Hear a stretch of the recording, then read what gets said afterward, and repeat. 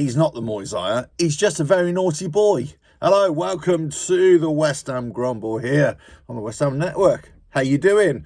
Another glorious performance at the weekend, I'm sure you'll agree, against the other half of our half, as it were, Aston Villa. Yeah, they came down to the London Stadium, and a less than glorious display, I would say, against those minnows who couldn't win a foot race a few years back. Anyway, we had their colours, and the rest is history. Okay, let's break this down a little bit, because I think the fan base may be a little bit divided in the performance on Saturday. Yes, we had some little glimpses of improvement. Yes, we had a few diagonal passes. Yes, we had a few crosses into the box. And yes, there were a few shots towards the goal.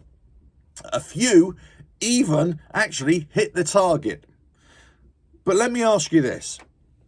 Does hitting the target mean that they are goal-scoring opportunities? Because if you're only getting 6 or 7 shots on target and 4 of those shots are actually straight into the keeper's arms, then for me, that really isn't doing anything. That isn't really testing the opposition keeper. And if the rest of your efforts are going way over the bar or to the left or to the right, that means we haven't got our shooting boots on, let alone what's going on midfield and also defence. Now, some people have been out there, they're saying, hey, look, Benrahma had a great game. And yes, he was probably the best of our players on the day. Bowen, yeah, he had a decent game going forward at times, again, sporadically. But defensively, he was all over the place. He was tracking infield, and their left winger was totally unmarked. And time again, that said left winger got the ball and was able to either cut inside, cross the ball, or just make an easy pass to somebody else. The problem with West Ham is that we start too slowly. And many people would be thinking, well, actually, no, we did quite well against Aston Villa. Well, let me tell you where you're wrong. Because throughout the game, Aston Villa, as we know, they were time wasting a little bit, especially with their keeper. In the first 15-20 minutes, there was a lot of dawdling at the back. And did we put pressure on their keeper? Did we charge at them? No. Ings was just flat-footed. He was just stood there. Bowen, the same. Benrahma, the same. Nobody was putting pressure on the keeper until we had to remind them how to play this game.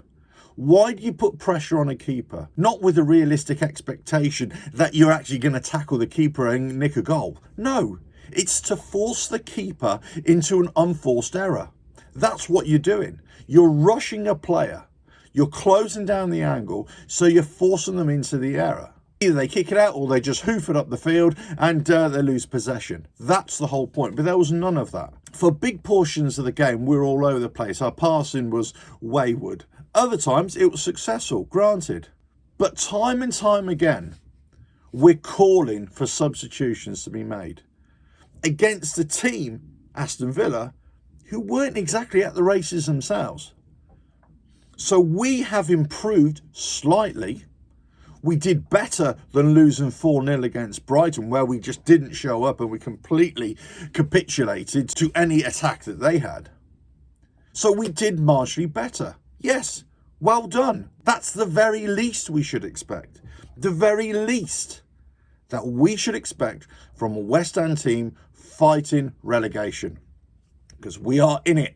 Whether we like it or not, we are in it. And it's a very, very real concern. It's a very realistic possibility that we are going to be too good to go down. And we've heard that before. So is the problem in the players? Well, yes, to a certain degree.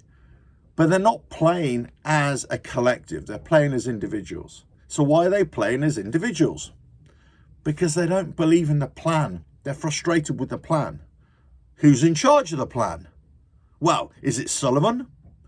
Is it Brady? Sullivan out, Brady out.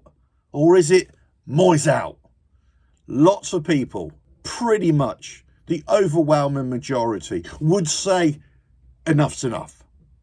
We can't have this man in charge anymore. And it's not because of the results per se. It's not because of every now and again we may lose a game where we should have won. It's because of the tactics, the in-game management, and his failure to recognise an opportunity to take the game to the opposition and go for a win. Substitutions, way too late. Not bringing on your main striker. Bringing on a winger instead of a striker. Not going two up front. I'm sure you've heard this over the last few days, but there's an opportunity to go against Villa, who weren't doing that great, especially for the remainder of the first half and into the second half. It was like watching two teams that really didn't want to win. One was settling for the draw, the other one was incapable of formulating any kind of plan. It was like watching a crystal meth addict trying to eat a bowl of KFC. There was no bite, there was no teeth in our performance. There was no way we were getting any flesh off them bones, that's for sure. We did marginally better. So a portion of the fan base is correct. Yes, we did play a little bit better. And yes, on another day, with better finishing, we could have come away with a narrow win. But is a marginally better performance exactly what we need? Is a draw what we need? No, we needed to see a lot more than that. We needed to see a captain's performance from a captain who's got 1 foot out the door. Who should be our captain? Who should be our captain? I ask you, is he still the right person to be our captain? Is Moyes the right person to be our manager? Do we have the right people in the backroom staff? Do we have the right players in the squad? Do we have the kind of players that want to go to war? That would just lay it all out on the line? That would just give everything that they have just for that one chance to shout freedom from the battle of relegation? I don't think we do. I don't think we've got many players within our squad right now who have that fight in them, that have that desire in them. A lot of this is down to confidence, and a lot of this is down to a dwindling momentum in our season. No question. It's possibly just as relevant to say that maybe the workers don't trust in the management anymore. They don't trust in the leaders. Where is the leadership? Where is the old man, the old wise man on the touchline, giving pearls of wisdom, barking orders, giving directions? We don't see that. We see a grey old man. He's irrelevant. Just like me. I'm too old for this game. All we see is a man with his head in his hands, wondering what is going on. A man with his arms folded or his hands in his pocket.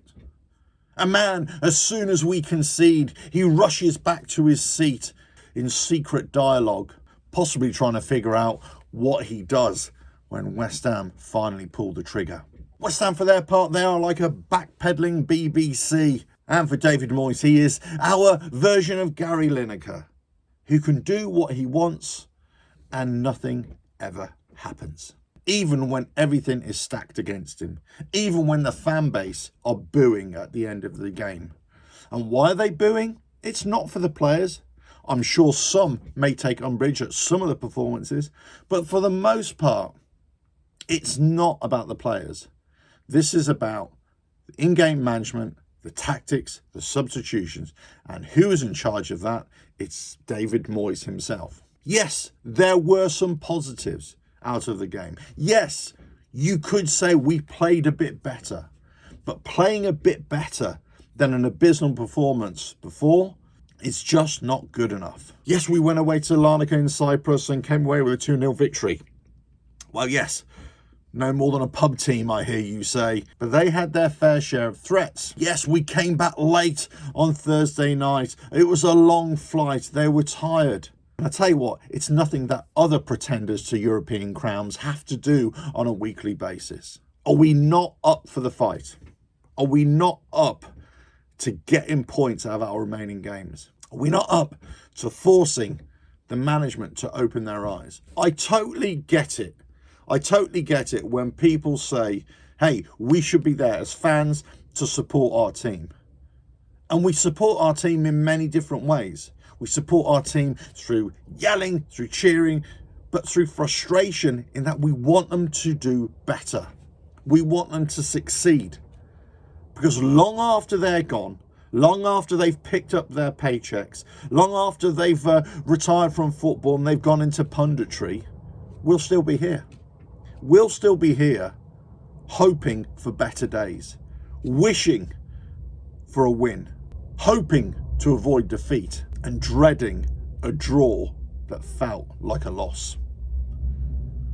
That was the game against Villa. It was a draw that felt like a loss. And maybe David Sullivan is quite happy with the status quo.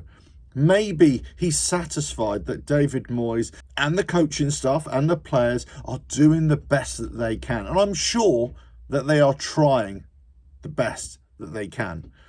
But the best just isn't good enough right now.